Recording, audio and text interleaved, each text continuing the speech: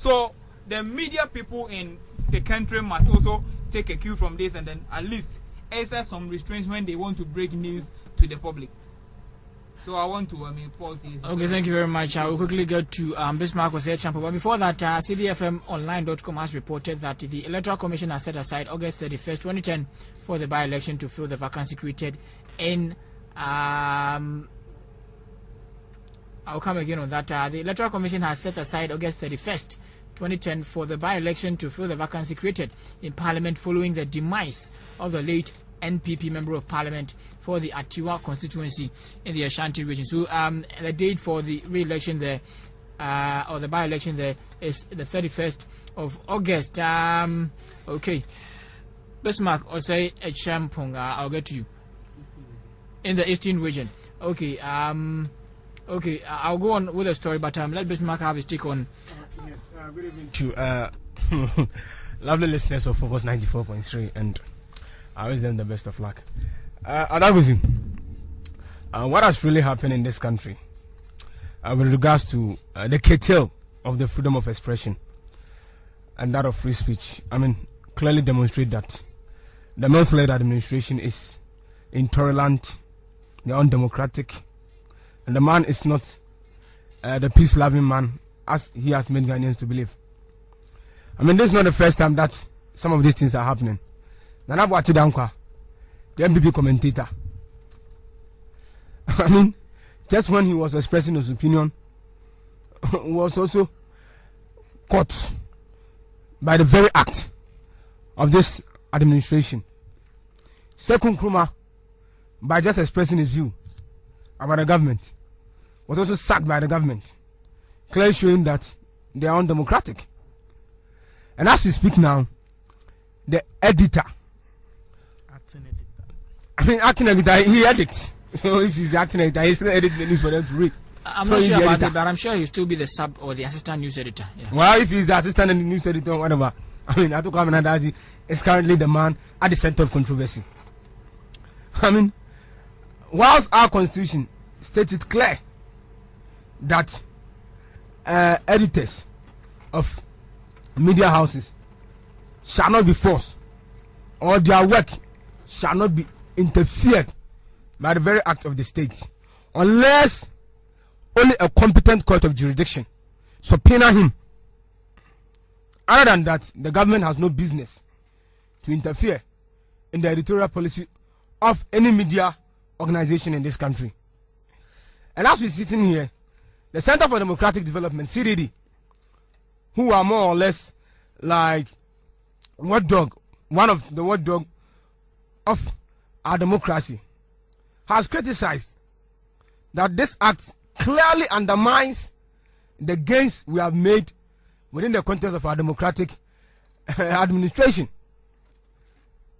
And again, the UN High Commission on Human Rights, their committee has also come out that what is happening in Ghana is going a long way in telling us that our democratic gains which we have built over the years is gradually being eroded by the very act of this government. So where are we heading towards to? Are we in a jungle? Are we not the same people who in 1992, in the best wisdom of ours, we went and sat down, prepared a new constitution, and said that this is the way we want to go, and that the media should be free and independent to operate without any interference from government or whatsoever. And look at what is happening now.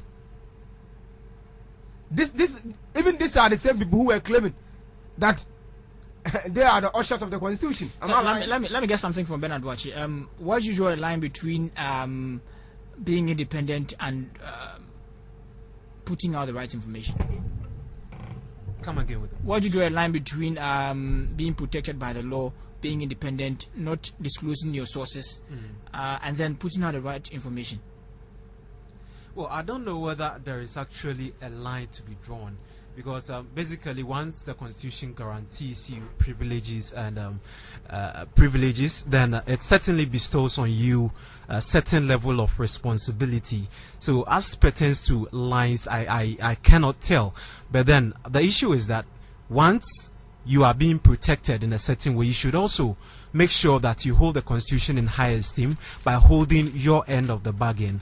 Now, if you say because the Constitution allows for freedom of expression, okay, for that matter, you don't take the time to cross-check, you don't take the time to get the necessary evidence, okay, then I wonder which line we are talking about. For now, the ethics of our journalism profession has been protected very well, but then the court can force him to disclose, and let's pray that he gets substantive evidence, or that his source is authentic enough. But as to drawing of lines, I think there is not really any line to be drawn except the right thing being done.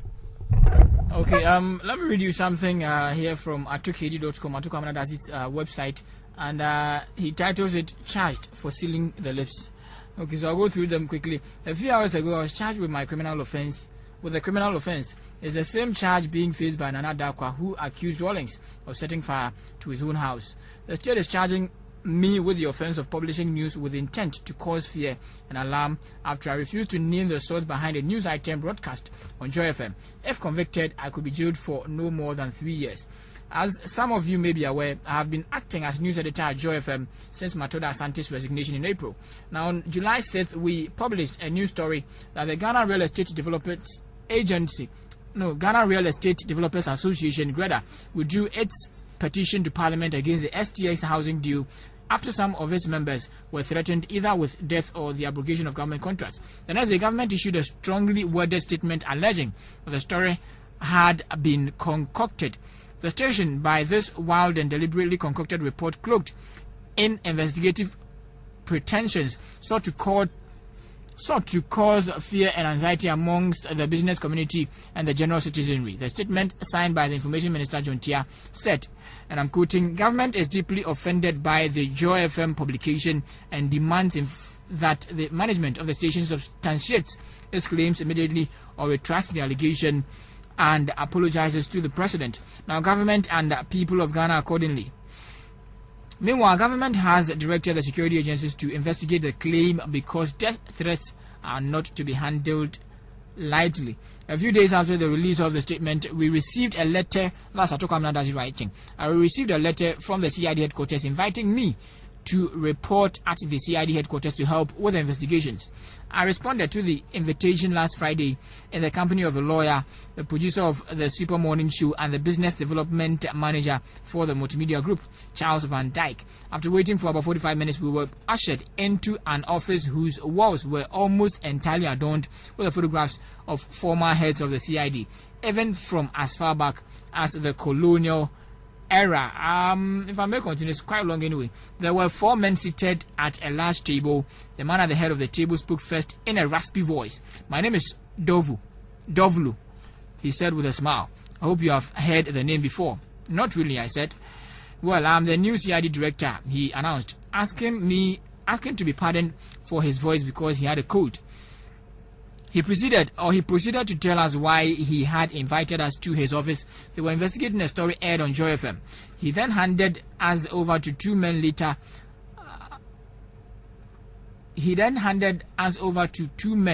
I'm sure who later led us into another office on an upper floor in the CID headquarters building for questioning. They asked me to name the source of our report, saying they needed to know because those who had been threatened.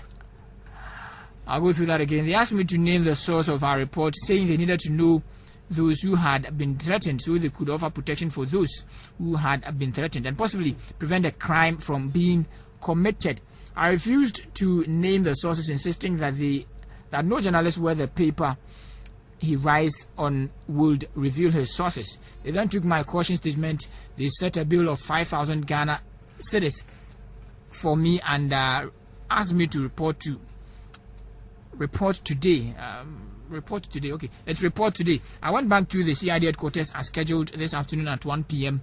After waiting for about an hour, I was told to call my lawyer. I did, and shortly after, he showed up. Along with some members of the top brass of the multimedia group, I was informed that I was being charged with the publication of false news with intent to cause fear and alarm. Once again, bail was set and Charles Van Dyke signed the bail bond. I was released and initially told that I'd make my